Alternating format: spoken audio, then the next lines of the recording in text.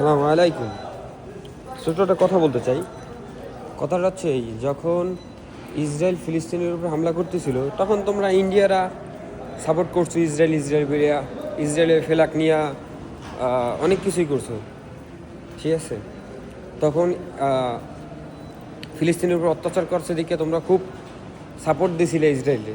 এখন তাহলে পাকিস্তান তোমাকে কাশ্মীরের উপর হামলা করছে, হ্যাঁ পাকিস্তানের নাকি জঙ্গি সংগঠন, তাহলে আমরাও সেটার পক্ষে সাপোর্ট দিব, আমরা বাঙালি সেটা সাপোর্ট দিব, আমরাও সেটারে সাপোর্ট দিই যে না কাজটা ঠিক করছে। তোমরা মনে করো না যে ইসরায়েল যে ফিলিস্তিনের উপর হামলা করতেছে কাজটা ঠিক? তোমরা ইন্ডিয়ার হিন্দু সম্প্রদায়ের লোকজন, তা আমরা মনে করছি যে পাকিস্তান যেটা করছে, পাকিস্তান জঙ্গি সংগঠন যেটা করছে এটা ঠিক করছে। এখন তুমি আমার ভাই হও আর তুমি আমার যাও, তো আমার উপরে তুমি জঙ্গি সংগঠনের যাই মনে করো না কেন আমার, ঠিক আছে, আমার একটু যেদিকই মনে করো না কেন, যেটা সত্যি সেটা সত্যি। তোমরা ইসরায়েলের সাপোর্ট করবা, আমরা পাকিস্তানের, বুঝো নাই? হিসাব বরাবর।